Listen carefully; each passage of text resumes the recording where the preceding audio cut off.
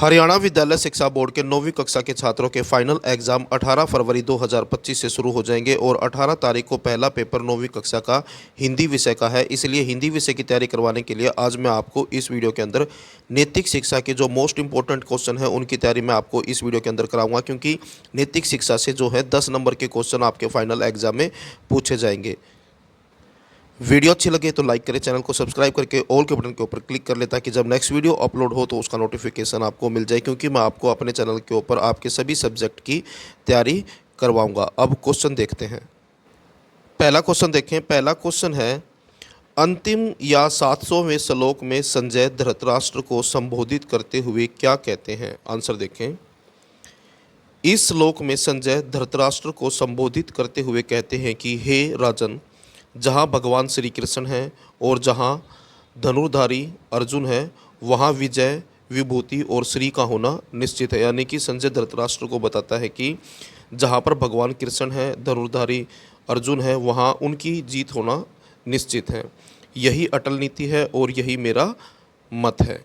उसके बाद दूसरा क्वेश्चन देखें।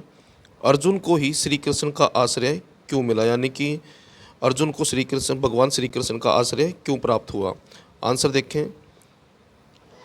अर्जुन को ही श्री कृष्ण का आश्रय इसलिए मिला क्योंकि अर्जुन अपने कर्म के प्रति समर्पित था। यानी कि अर्जुन जो था वो अपने कर्म के प्रति समर्पित था, यानी कि अपने काम के प्रति समर्पित था। कर्म का मतलब होता है अपना काम। उसे अपने पुरुषार्थ पर विश्वास था और उसने जो मेहनत की थी उस पर उसको विश्वास था। अर्जुन को अपनी समता और वीरता पर अहंकार नहीं था। यानी कि अर्जुन जो सक्षम व्यक्ति था और वीर व्यक्ति था, सक्षम और वीर होने के पश्चात भी उसके अंदर अहंकार नहीं था। उसने भगवान महाभारत के युद्ध के आरंभ होने से पहले ही भगवान श्री कृष्ण की कृपा को ही अपने कर्म का आधार बना लिया था। यानी कि अर्जुन ने महाभारत के युद्ध के शुरू होने से पहले ही भगवान श्री कृष्ण की जो कृपा है उसको अपने कर्म का आधार बना लिया था। उसके बाद जो लास्ट पॉइंट है, इसके अतिरिक्त उसमें अपने कर्म के प्रति जागरूकता थी। यानी कि अपने कर्म के प्रति, अपने काम के प्रति वो जागरूक था। उसके बाद अगला क्वेश्चन है, जीवन में दिव्य लक्षणों का क्या महत्व है? आंसर देखें। जीवन में दिव्य लक्षणों का बहुत महत्व है। यह दिव्य लक्षण जीवन का आधार है। यानी कि जो दिव्य लक्षण इनको जो है जीवन का आधार बताया गया है, जो मनुष्य में छिपी महानता को प्रकट करते हैं। यानी कि इसकी वजह से, यानी कि दिव्य लक्षणों की वजह से ही मनुष्य के अंदर जो छुपी हुई उसकी महानता है वो प्रकट होती है। वास्तव में यह दिव्य लक्षण समूचे जीवन की अक्षय निधि है। अक्षय निधि उसको कहते हैं जो कभी भी समाप्त ना हो। तो दिव्य लक्षणों को जीवन की अक्षय निधि कहा गया है। उसके बाद अगला क्वेश्चन है, क्वेश्चन नंबर 4, आज भी विदुर विदुरानी का सम्मान क्यों सुरक्षित है? आंसर देखें। विदुर राजा धृतराष्ट्र के दरबार में उच्च पद पर आसीन थे, परंतु वे सरलता और सादगी भरा जीवन व्यतीत करते थे। यानी कि विदुर जो था राजा धृतराष्ट्र के दरबार में एक ऊंचे पद पर आसीन था, उसके बावजूद भी वो सरल और सादा जीवन जीते थे। वे अपनी पत्नी विदुरानी के साथ कुटिया में निवास करते थे। यानी कि विदुर जो था अपनी पत्नी के साथ कुटिया में निवास करता था। श्री कृष्ण ने जब उसके मन में अपने प्रति निश्चल प्रेम देखा, यानी कि जब भगवान श्री कृष्ण ने विदुर के मन में अपने प्रति निश्चल यानी कि बिना छल का जो प्रेम देखा, तब वे दुर्योधन के राजमहल को छोड़कर उनकी कुटिया में साधारण फल और साग खाने गए। यानी कि जब अपने प्रति जो निश्चल प्रेम था उसको देखने के बाद भगवान श्री कृष्ण जो है दुर्योधन के राजमहल को छोड़कर विदुर की कुटिया में फल और साग खाने चले गए। इसी निश्चल प्रेम के कारण विदुर और विदुरानी का आदर सम्मान आज भी सुरक्षित है। यानी कि इसी प्रेम की वजह से ही जो विदुर और विदुरानी है इनका सम्मान आज भी किया जाता है। उसके बाद क्वेश्चन नंबर 5 है, बुद्धि पर संगति का क्या प्रभाव पड़ता है? आंसर देखें। हमारी बुद्धि पर हमारी संगति का गहरा प्रभाव पड़ता है। यानी कि जिस तरह की संगत में हम रहेंगे उसी तरह की हमारी बुद्धि होगी। यदि हम अच्छे लोगों की संगति में रहते हैं तब हमारी बिगड़ी बुद्धि भी संवर जाएगी। यानी तो यहाँ पर यह बताया गया है कि अगर हम अच्छे लोगों की संगति में रहेंगे, यानी कि अच्छे पढ़े लिखे लोगों के साथ रहेंगे, तो हमारी जो बिगड़ी हुई बुद्धि है वो भी संवर जाएगी, यानी कि ठीक हो जाएगी। यदि हम बुरे लोगों की संगति में रहते हैं, यानी कि बुरे लोगों के साथ रहते हैं, तब हमारी अच्छी भली बुद्धि भी बिगड़ जाएगी, यानी कि खराब हो जाएगी। उदाहरण के लिए श्री राम से अत्यधिक प्रेम करने वाली कैकेयी ने मंथरा की कुसंगति पाकर उन्हें वन भेज दिया। यानी कि जो श्री राम की माताजी थी कैकेयी, जो श्री राम से अत्यधिक प्रेम करती थी, लेकिन मंथरा की गलत संगति के कारण उन्होंने भगवान श्री राम को वन में भिजवा दिया। उसके बाद क्वेश्चन नंबर 6 है, सज्जन पुरुषों व सांप के मुख में पड़ी मणि में क्या समानता है। यानी कि एक सज्जन पुरुष यानी कि एक अच्छा व्यक्ति और सांप के मुख में जो मणि है उसमें क्या समानता है। आंसर देखें। सज्जन उस व्यक्ति को कहते हैं जो जिसका आचरण अच्छा हो और पढ़ा लिखा हो। वह सांप के मुख में पड़ी मणि में पर्याप्त समानता होती है, यानी कि दोनों के बीच में जो है काफ़ी समानता बताई गई है। जिस प्रकार सांप के मुख में पड़ी मणि सांप के विष का प्रभाव अपने ऊपर नहीं पड़ने देती, ठीक उसी प्रकार सज्जन भी बुरे लोगों के बीच रहकर उनकी बुराई का प्रभाव अपने ऊपर नहीं पड़ने देता। तो यहाँ पर यह बताया गया है कि जिस प्रकार सांप के मुख में मणि होने के बावजूद भी मणि के ऊपर सांप के जहर का कोई प्रभाव नहीं पड़ता, उसी प्रकार जो अच्छा व्यक्ति होता है अगर वो बुरे लोगों के बीच रहता है तब भी उनकी बुराई का अपने ऊपर कोई प्रभाव नहीं पड़ने देता है। जिस प्रकार सांप के मुख में पड़ी मणि अपने प्रकाश की चमक छोड़ती है, यानी कि जिस तरह से सांप के मुख में जो मणि है अपना वो प्रकाश छोड़ती है, उसी प्रकार बुरे लोगों के बीच रहकर भी सज्जन व्यक्ति अपने अच्छे गुणों सद्व्यवहार की चमक छोड़ता है। यानी कि बुरों के बीच जो है अच्छा व्यक्ति साफ साफ दिखाई देता है। उसके बाद क्वेश्चन नंबर 7 है, सज्जन लोग अपने गुरुजनों और श्रेष्ठजनों के पास क्यों जाते हैं। यानी कि जो सज्जन लोग होते हैं, जो अच्छे लोग होते हैं, वो लोग अपने गुरुजनों के पास और अपने बड़े बुजुर्गों के पास क्यों जाते हैं। आंसर देखें। सज्जन लोग अपने गुरुजनों के पास निम्नलिखित परिस्थितियों में जाते हैं जब वो संघर्ष की स्थिति में हो, यानी कि जब जो सज्जन लोग हैं जब उनके ऊपर विपरीत समय आता है तो वो सलाह लेने के लिए अपने गुरुजनों के पास या अपने बड़े बुजुर्गों के पास जाते हैं। जब वे प्रतिकूल परिस्थिति में हैं, इसका मतलब भी वही है, संघर्ष की स्थिति हो या फिर प्रतिकूल, यानी कि जो समय है उनके अनुकूल ना हो। उसके बाद तीसरा पॉइंट है, जब उनका मन अत्यंत दुविधा या उलझन में हो, यानी कि जब सज्जन व्यक्ति का मन दुविधा में है, यानी कि क्या करना है क्या नहीं करना है, इसके बारे में जब दुविधा हो तो सलाह लेने के लिए अपने गुरुजनों के पास या फिर अपने श्रेष्ठ जनों यानी कि जो बड़े बुजुर्ग हैं उनके पास सलाह लेने के लिए जाते हैं। उसके बाद अगला क्वेश्चन है क्वेश्चन नंबर 8, ई कचरे से कितने प्रतिशत तक धातु निकल सकती है। यानी कि जो ई कचरा है इससे कितने प्रतिशत तक धातु निकल सकती है। आंसर देखें। 2 युवकों रवि और नवीन द्वारा मैकेनिकल और हाइड्रोमेट्रोलॉजिकल तकनीक से मिश्रित रूप में विकसित तकनीक द्वारा ई कचरे से 98% तक धातु जो है निकाली जा सकती है। तो यहाँ पर यह बताया गया है कि 2 युवकों के द्वारा रवि और नवीन के द्वारा मैकेनिकल और हाइड्रोमेट्रोलॉजिकल तकनीक, ये जो टेक्नोलॉजी है इसके मिश्रण से जो है ई कचरे से 98% तक जो है धातु निकाली जा सकती है, यानी कि प्राप्त की जा सकती है इलेक्ट्रिक कचरे से। उसके बाद है पर्यावरण हम सब की सामूहिक जिम्मेदारी किस प्रकार है, स्पष्ट कीजिए। आंसर देखें। पर्यावरण शब्द का अर्थ है हमारे चारों ओर का आवरण।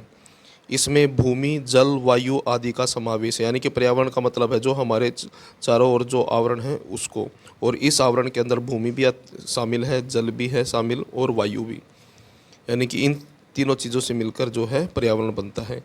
यदि ये सभी तत्व शुद्ध और स्वच्छ हैं, यानी कि जब तक ये तीनों तत्व जो हैं शुद्ध है और स्वच्छ हैं तभी जीवन संभव है, यानी कि तभी जीवन जो है पॉसिबल है। यदि हम इसे दूषित करेंगे तब उसका उल्टा प्रभाव न केवल हम मनुष्य पर बल्कि हमारे आने वाली पीढ़ियों और समस्त प्राणियों पर पड़ेगा। यानी कि अगर हम इन तीनों चीज़ों को यानी कि भूमि को, जल को और वायु को दूषित करते हैं तो कहते हैं कि इसका जो प्रभाव है न केवल मनुष्य पर बल्कि मनुष्य की जो आने वाली पीढ़ियां भी हैं और जो समस्त प्राणी जाति हैं, यानी कि जिसमें जीव जंतु भी आ जाते हैं, उनके ऊपर भी जो है बुरा प्रभाव पड़ेगा।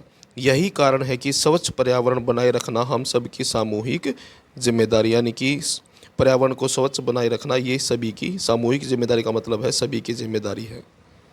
उसके बाद अगला क्वेश्चन है क्वेश्चन नंबर 10, गढ़ तो आया पर सिंह चला गया। शिवाजी का यह कथन किस घटना की ओर संकेत करता है? आंसर देखें।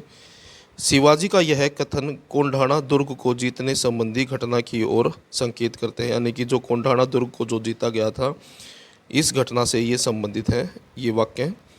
माता जीजाबाई का आदेश पाकर शिवाजी ने कोंढाणा दुर्ग को जीतने के लिए अपने परम विश्वास पात्र योद्धा तानाजी को वहां पर भेजा, यानी कि कोंढाणा के दुर्ग को जीतने के लिए शिवाजी ने अपने विश्वास पात्र योद्धा तानाजी को इस दुर्ग को जीतने के लिए भेजा। तानाजी ने मुट्ठी भर मराठे सैनिकों के बल पर दुर्ग पर कब्जा तो कर लिया, परंतु इस प्रयास में उन्होंने अपने प्राणों की आहुति दे दी, यानी कि तानाजी ने जो है कुछ मराठा सैनिकों के बल पर इस दुर्ग को तो जीत लिया, लेकिन इस प्रयास में जो है उन्होंने अपने प्राणों की आहुति दी। और इसी वजह से जो है शिवाजी ने कहा कि गढ़ तो आया परंतु सिंह चला गया, और शिवाजी ने इस दुर्ग का नाम भी सिंहगढ़ रख दिया। उसके बाद क्वेश्चन नंबर 11 है, पाठ के किस प्रसंग से पता चलता है कि शिवाजी बचपन से ही निर्भीक और साहसी थे? आंसर देखें। शिवाजी के पिता शाहजी भोसले बीजापुर के बादशाह के दरबार में सेवारत थे, यानी कि शिवाजी के जो पिताजी थे शाहजी भोसले, वो बीजापुर के जो बादशाह थे उसके दरबार में सेवारत थे, यानी कि वहाँ पर कार्य करते थे। एक बार अपने साथ बालक शिवाजी को वो दरबार में ले गए, यानी कि बालक शिवाजी को वो अपने साथ दरबार में ले गए। उन्होंने शिवाजी से कहा कि बादशाह को झुककर सलाम करो, परंतु वीर व निर्भीक बालक शिवाजी ने ऐसा नहीं किया। पिता शाहजी ने तब उन्हें डांटा। तब उन्होंने उत्तर दिया, आपको मालूम है मैं अपनी माता और भवानी माँ को छोड़कर किसी के सामने जो है अपना मस्तक नहीं झुकाता। इस प्रसंग से पता चलता है कि वह बचपन से ही निर्भीक और साहसी थे। उसके बाद अगला क्वेश्चन है क्वेश्चन नंबर 12, बुद्ध देव ने आपसी शत्रुता समाप्त करने के लिए क्या उपाय सुझाया? यानी कि बुद्ध देव ने जो आपसी शत्रुता है यानी कि दुश्मनी है उसको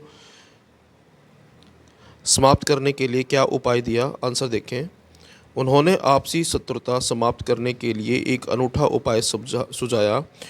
उनके विचार के अनुसार वैर से वैर शांत नहीं होता, यानी कि दुश्मनी से जो है दुश्मनी शांत नहीं होती। केवल अवैर से यानी कि दुश्मनी ना कर ही जो है हम दुश्मनी को यानी कि वैर को शांत कर सकते हैं। अतः हमें वैर समाप्त करने के लिए अवैर का उपाय अपनाना चाहिए।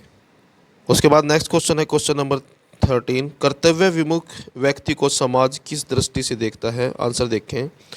समाज कर्तव्य विमुख यानी कि कर्तव्य विमुख का मतलब होता है ऐसा व्यक्ति जो अपने कर्तव्य को पूरा ना करे, यानी कि कर्तव्य की पूर्ति ना करे, को हमेशा अपमान की दृष्टि से देखता है। यानी कि समाज ऐसे व्यक्ति को जो अपने कर्तव्य को पूरा नहीं करता हमेशा अपमान की दृष्टि से देखता है। जो व्यक्ति अपने कर्तव्य से विमुख हो जाता है उसे भोजन वस्त्र आदि के लिए दूसरों के मुंह ताकने पड़ते हैं। ऐसा व्यक्ति अपने परिजनों को भी सूल की भांति चुभता है। सूल का मतलब कांटे की तरह चुभता है। ऐसे लोग मरने पर भी अधम गति प्राप्त करते हैं। यानी कि जो व्यक्ति कर्तव्य विमुख है समाज में उसको जो है सम्मान नहीं मिलता, यानी कि उसको अपनी चीज़ों के लिए भी दूसरों का मुंह ताकना पड़ता है, यानी कि दूसरों से उम्मीद करनी पड़ती है। और ऐसे जो व्यक्ति होते हैं वो परिजनों को भी सूल की भांति चुभते हैं और मरने के बाद भी जो है अधम गति को प्राप्त होते हैं, यानी कि उनका सम्मान नहीं होता। उसके बाद नेक्स्ट क्वेश्चन है और ये लास्ट क्वेश्चन है, स्नेह और मोह में क्या अंतर है? स्नेह को श्रेय और मोह को है दृष्टि से क्यों देखा जाता है? आंसर देखें। स्नेह और मोह में पर्याप्त अंतर यानी कि दोनों में काफ़ी अंतर है। स्नेह शाश्वत है, यानी स्नेह का शाश्वत का मतलब होता है जो कभी भी समाप्त ना हो।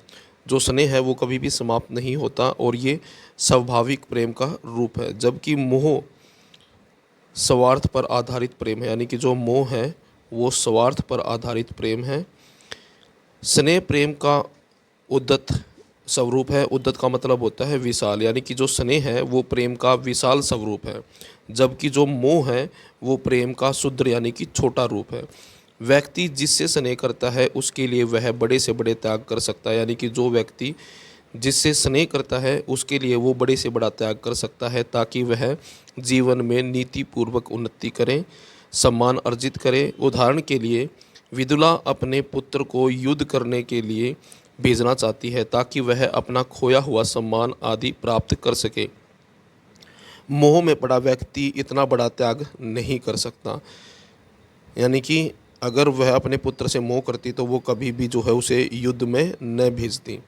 स्नेह करने वाला व्यक्ति न केवल कर्तव्य विमुख होता है और न ही उस व्यक्ति को कर्तव्य विमुख होने देता है। यानी कि स्नेह करने वाला व्यक्ति जो है वो कर्तव्य विमुख नहीं होता, यानी कि अपने कर्तव्य से मुंह नहीं मोड़ता, और न ही वह व्यक्ति किसी दूसरे को कर्तव्य विमुख होने देता है जिससे वह स्नेह करता है। मोह में फंसा व्यक्ति यह समता खो देता है। यानी कि जो व्यक्ति मोह में फंस जाता है उसके अंदर ये समता नहीं होती, और इसी कारण स्नेह को श्रेय, यानी कि इसी कारण से स्नेह को श्रेय यानी कि अच्छा समझा जाता है, और मोह को हे दृष्टि से देखा जाता है, यानी कि बुरी दृष्टि से देखा जाता है। यानी कि मोह को तो बुरा समझा जाता है और स्नेह को जो है अच्छा समझा जाता है। उदाहरण के लिए धृतराष्ट्र के पुत्र मोह के कारण ही कौरवों का नाश हुआ था। तो ये थे आपके 9वीं कक्षा के नैतिक शिक्षा के मोस्ट इंपॉर्टेंट क्वेश्चन। वीडियो अच्छी लगे तो लाइक करें, चैनल को सब्सक्राइब करके ऑल के बटन के ऊपर क्लिक कर लें ताकि जब नेक्स्ट वीडियो अपलोड हो तो उसका नोटिफिकेशन आपको मिल जाए।